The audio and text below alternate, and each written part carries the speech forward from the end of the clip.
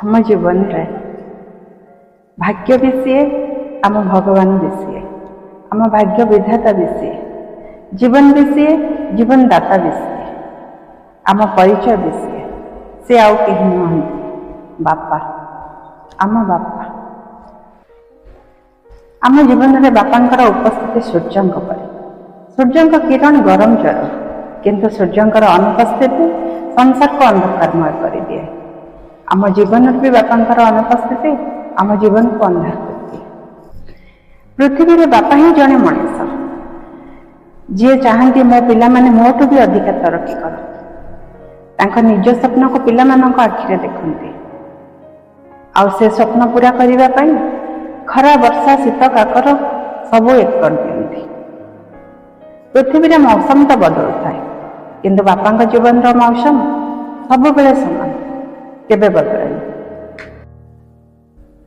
बापा होउछंती निंब गछ पाटी को पिता आ कड़वा किंतु छत्र छाया सब बेले ठंडा ही दियंती बापा होउछंती चंद्रमा साथी तो आमर सब बेले थांती किंतु आमे तांको फील करंती तांको इंपोर्टेंस आमे लाइफ रे बेसी बुझंती जेते बेले आम जीवन रो अंधार समय आसे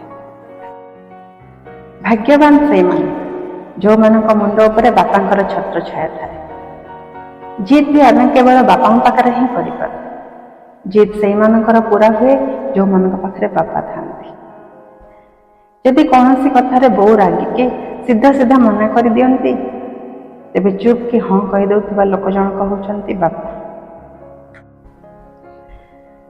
आम देह जदि टिके खराब हुए राति जाक न सोई पारे आम चिंतार अस्तव्यस्त होता लोक जनक होउछंती आम बापा मन पकांत पिला दिन से जर राति जिते आम देह टिके खराब हुए जर हुए न सोई पारे केवल माँ कौन एक आम पाखे बसी था बापा भी सोई पारती अस्तव्यस्त हमें किंतु से देखती कारण जानते तड़प अस्तव्यस्त परिवार अन्य मान को दुर्बल करदेव तेणु से भी आम छटपट हमें कष्टटा किंतु से आम सहित सेयार करते से होउछंती बापा आम मान फैमिली आम मैंने निज निजर फिलिंग्स को सेयार कर माँ सहित भाई भौणी मान सहित किंतु बापा जने मनीष निज फिलिंग्स से केबे सेयार करते ना निज भल पाइबा ना आखिर लुह आसतु से दुईटी आखि को आज टिके पाखर पढ़ा को चेष्टा करवा से दुईटी आखिर लुह को टिके फील करने को चेष्टा करवा रोसई घरे सब बेले व्यस्त थिबा आमको सब बेले खाद्य परसुवा हाथ दुईटी को शत प्रणाम किंतु रोसई घर पर खाद्य कमाउथिबा हाथ दुईटी को कोटि कोटि प्रणाम माँ का बिना घर नहीं माँ जदि न थांती घर सुना सुना घर बिखर जाए और बापा जदि आम जीवन में न थांती दुनिया सुना सुना आम दुनिया ही बिखर जाए जीवन रास्तार मंजिल बहुत दूर आम जो जीवन में हारी जाइछंती फील करती थकी जाते सेतबेले मन पकाउथिबा प्रथम लोक जनक होउछंती बापा आज आम जिते टंका रोजगार करंतु ना कहीं पिलादिने बापा ठारू मिलूवा से कॉइन खुशी आज आम रोजगार करुवा टंकार भी नहीं आम तो आम निज खुशी हसती निज दुखरे कांदती किंतु आम खुशी देखी हसुवा लोक जनक होउछंती आम बापा बापा माँ होउछंती आम जीवन गोटे इम्पोर्टाट आ गोटे अनमोल बही जो से आम जीवन प्रत्येकटी रोल प्रत्येकटी अनुशासन लिखि था बापा माँ बिना जीवनटा कटि जाइथिबा गोटे गुड़ी लगाम विहीन जुआड़े पारी सियाड़े मारे बापा जदि आम सहित अच्छा दुनियार सब मौसम आम सुइटेबल विपदरे न हारिबार सिख बापांकर संकटरे न डरिबार सिख बापांकर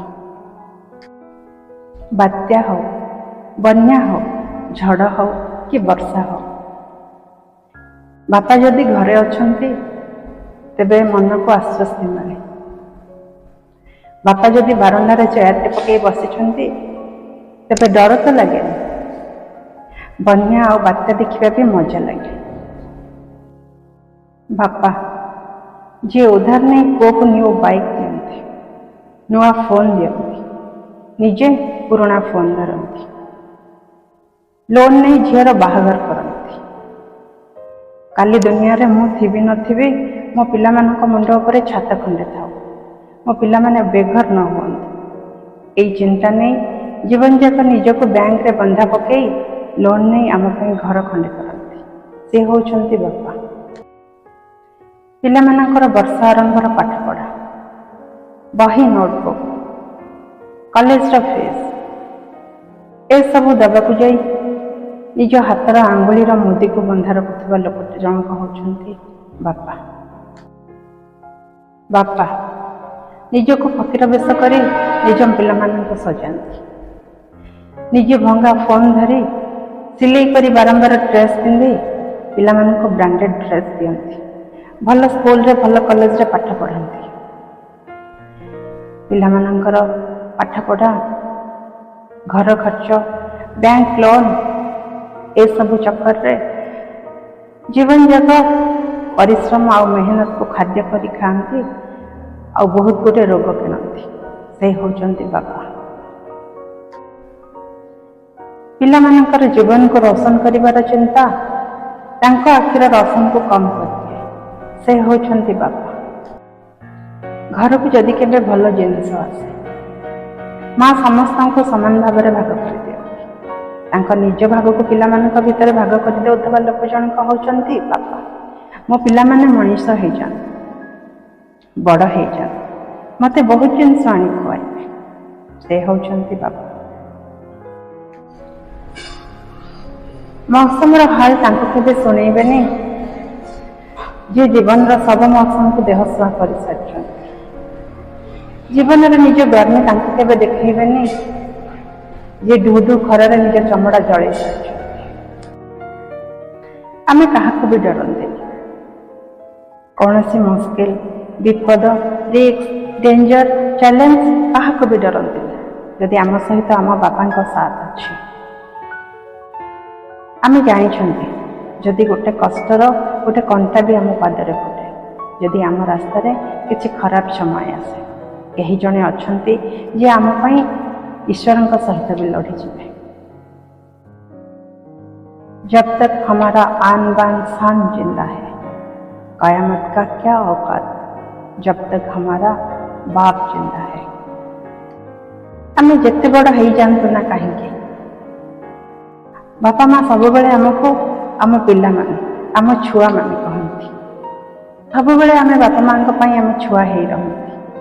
ଦୁନିଆ ଆଖିରେ ତ ସବୁବେଳେ ଆମେ ମଣିଷ। ଜୀବନର ଆଧାର ହେଉଛନ୍ତି ବାପା।